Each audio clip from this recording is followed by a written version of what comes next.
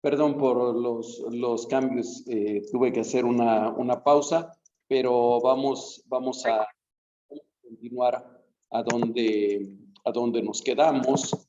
Volvemos a compartir aquí pantalla y vamos entonces ya con los 5 puntos de la doctrina reformada, de las doctrinas de la fe reformada de las que estamos hablando.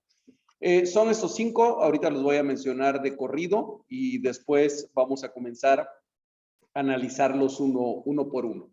El primero es corrupción o depravación total. Segundo, elección incondicional. 3, expiación limitada. 4, llamamiento eficaz o gracia irresistible. Y 5, perseverancia de los santos. Aquí no aplica aquel principio de matemáticas que se usa en las multiplicaciones, a donde se dice que el orden de los factores no altera el producto. Aquí el orden sí es importante. Es importante más que nada para nuestro entendimiento.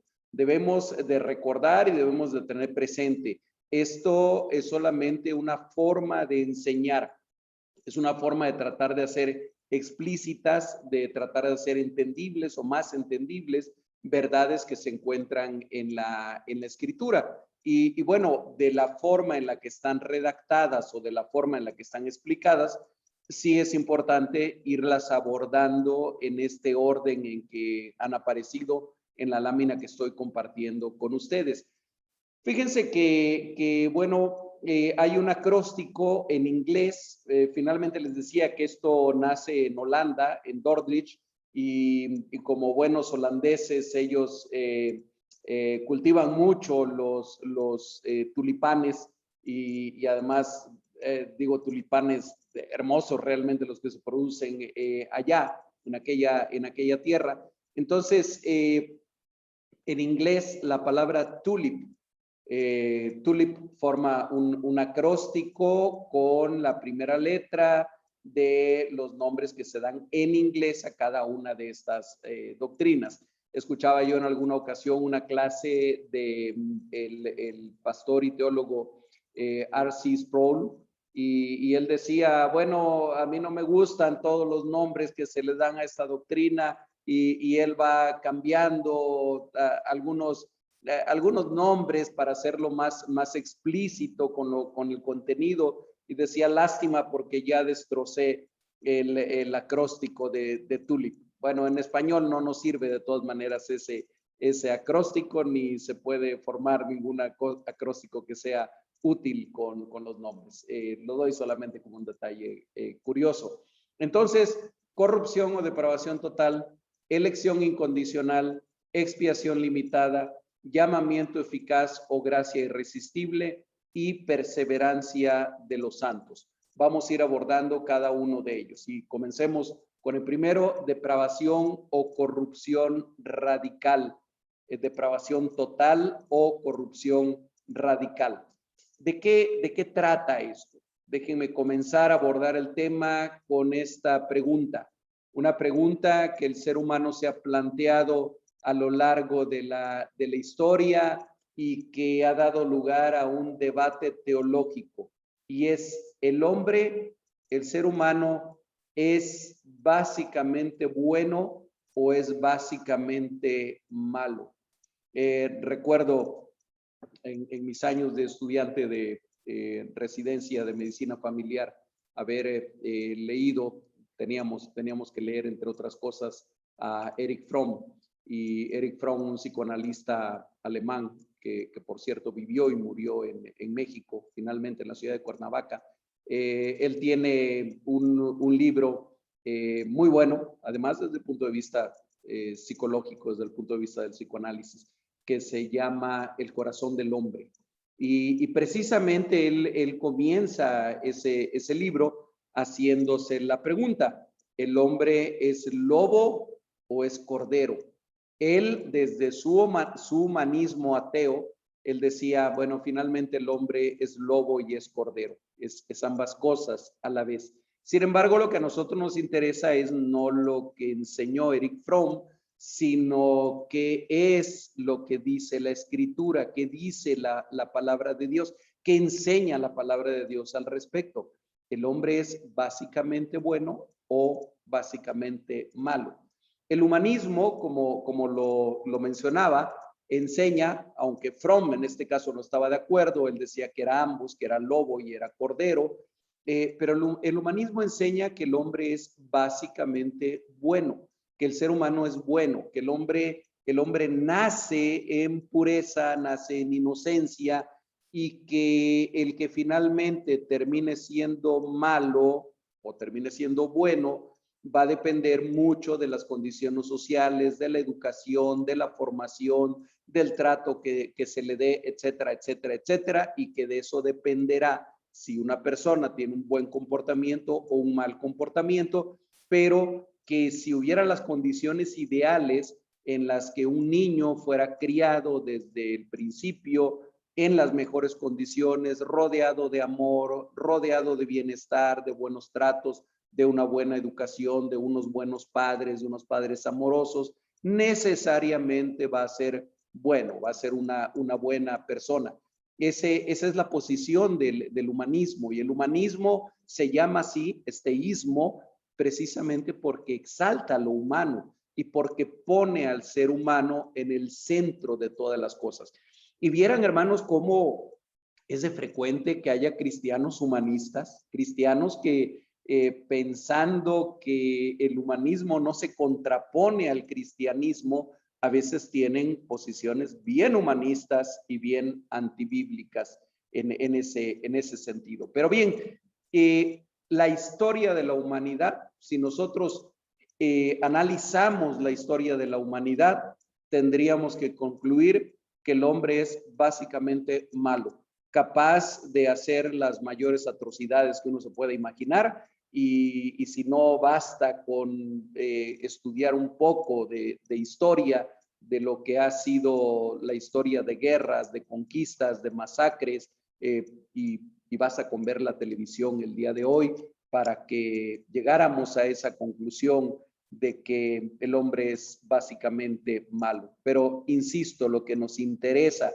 en lo que nos queremos centrar, es qué enseña la palabra de Dios al respecto. ¿Qué enseña la palabra de Dios en cuanto a la naturaleza del ser humano? Comencemos por esto. Ahora sí, comencemos por el principio. Comencemos por el Génesis. Y ahí se nos dice que el hombre fue creado por Dios a su imagen y semejanza. Génesis 1, 26 y 27 habla de que Dios dice en un momento determinado: hagamos al hombre a nuestra imagen y a nuestra semejanza. Habla de que el hombre fue hecho a imagen y semejanza de Dios. Allí hay una ilustración de ese mural famosísimo que está en el techo de la Capilla Sixtina en Roma, obra genial de Da Vinci. Y bueno, solamente para ejemplificar este hecho de que el hombre, el ser humano, fue hecho a imagen y semejanza de Dios. Génesis 1, 26 y 27, ahí lo pueden leer. Cuando la palabra enseña que el hombre fue hecho a imagen y semejanza de Dios, no se está refiriendo a lo físico, es decir, no podemos concluir que Dios tenga una forma humana, que Dios tenga dos ojos, dos manos, dos oídos, etcétera. Se refiere a la parte espiritual, se refiere a la forma espiritual del ser humano. Fue creado con los atributos comunicables de Dios. Recordemos que hay atributos comunicables, hay atributos no comunicables de Dios. Entonces, hablando de los atributos comunicables, el hombre fue creado con ellos, espiritualmente hablando, y por lo tanto fue hecho santo y justo. Fue hecho de esa manera. Por lo tanto, con conocimiento y entendimiento verdaderos, realmente verdaderos. Voy a necesitar hacer aquí una pausa nuevamente, hermanos. Continuamos entonces, hermanos, en el punto donde nos quedamos hace unos segundos. Y entonces, bueno, les decía, estábamos explicando que fue hecho con entendimiento y conocimiento verdaderos, a imagen y semejanza de Dios. Sin embargo, no podemos perder de vista, no debemos perder de vista para que podamos entender el sentido de toda la escritura, que el hombre hecho de esa manera no permaneció en ese estado, sino que el hombre tuvo una caída por insinuación de Satanás y por voluntad propia decidió apartarse de Dios, decidió no hacerle caso a Dios. Génesis capítulo 2, versículos 15 y 16 nos recuerdan que Dios le había dicho a Adán que podía tomar de todo fruto, de todo árbol que había en el huerto, y solamente le da un solo mandato de prueba. Solamente le dice, hay un árbol del cual de cuyo fruto no puedes comer, uno solo. Vamos a ir a Génesis capítulo 2, versículo 15. Dice, tomó pues Jehová Dios al hombre y lo puso en el huerto de Edén para que lo labrara y lo guardase. Y mandó Jehová Dios al hombre diciendo, de todo árbol del huerto podrás comer, mas del árbol de la ciencia del bien y del mal no comerás, porque el día que de él comieres ciertamente morirás. Era un solo mandato de prueba el que Dios le había puesto al hombre. Y el hombre decidió desobedecer. El ser humano que existía en ese tiempo, una pareja, Adán y Eva, decidieron desobedecer. Si nosotros vamos al mismo libro de Génesis, en el capítulo 3, ahí vamos a encontrar esa historia. Déjenme leerla muy brevemente, aunque seguramente que ustedes la conocen. Génesis capítulo 3, versículo 1 dice, pero la serpiente era astuta más que todos los animales del campo que Jehová Dios había hecho, la cual dijo a la mujer, con que Dios os ha dicho, no comáis de todo árbol del huerto.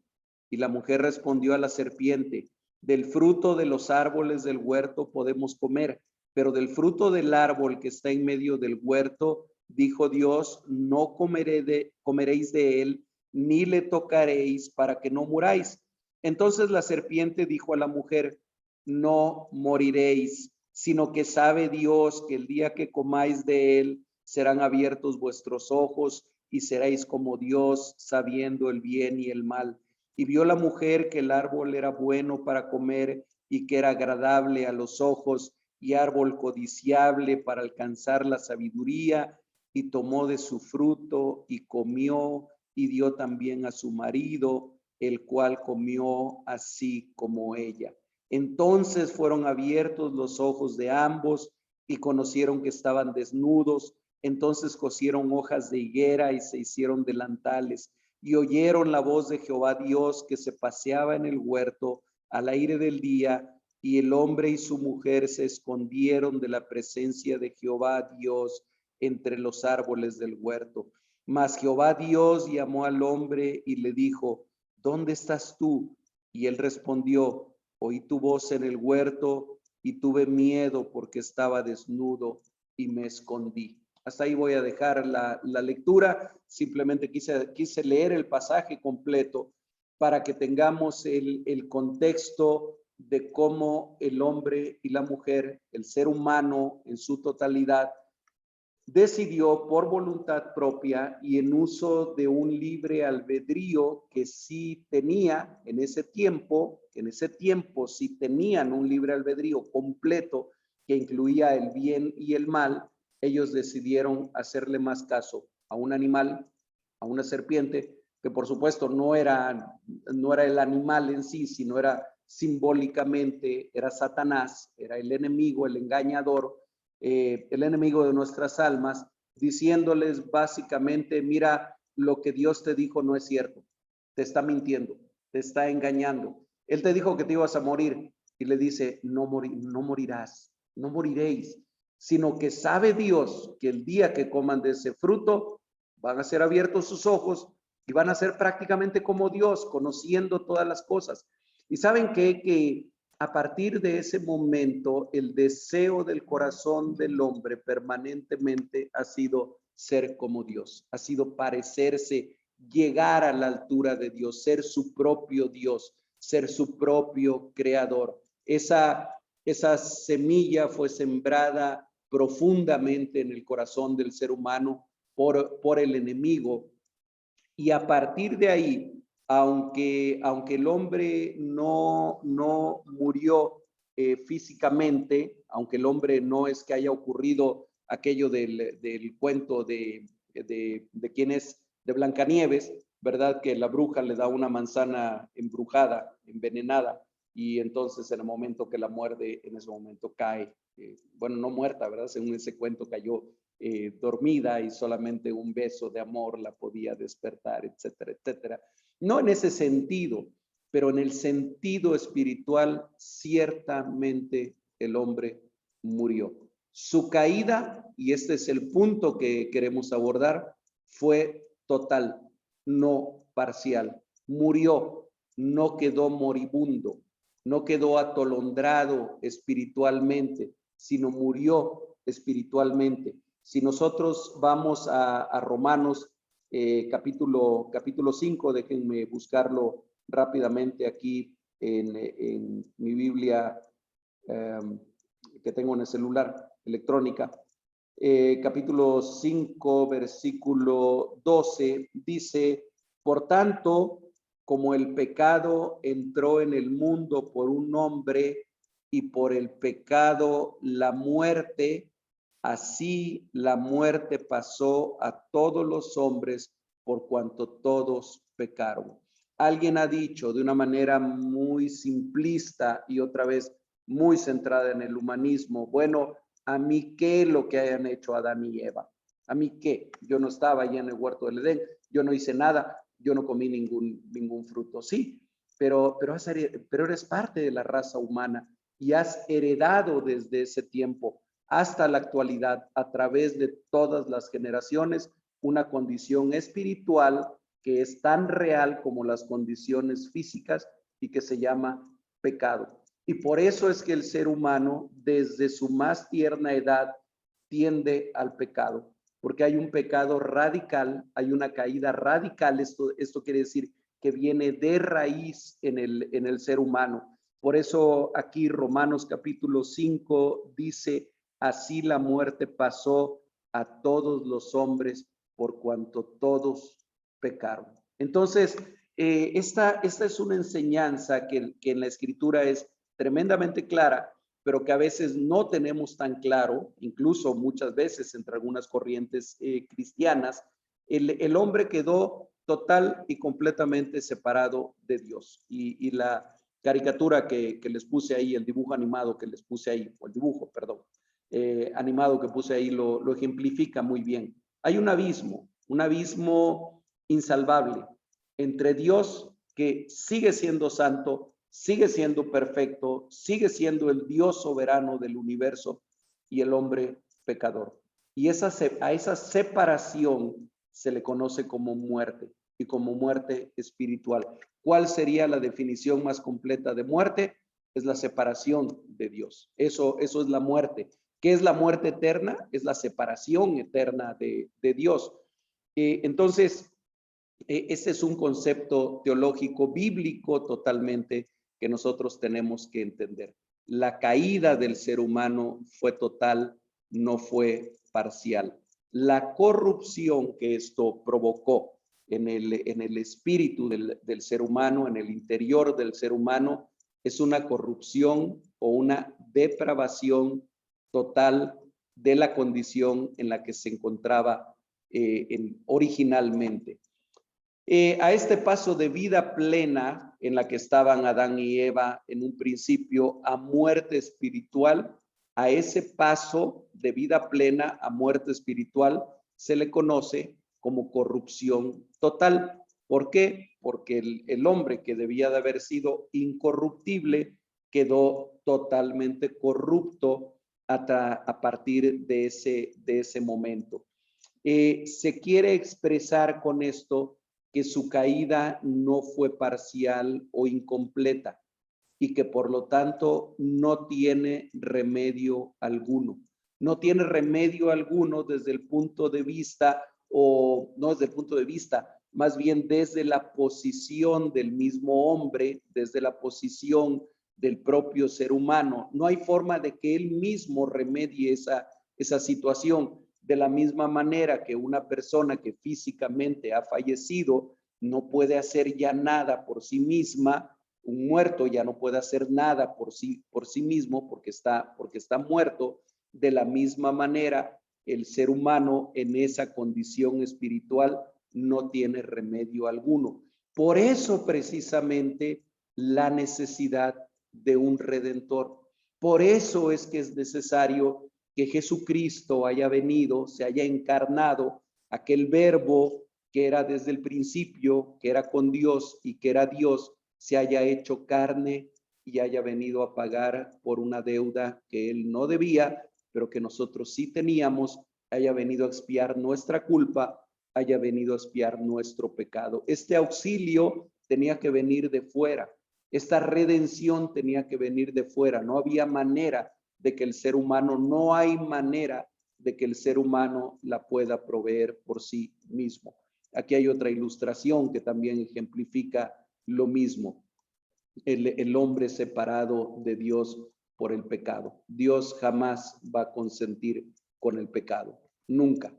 Y esta es la real condición humana.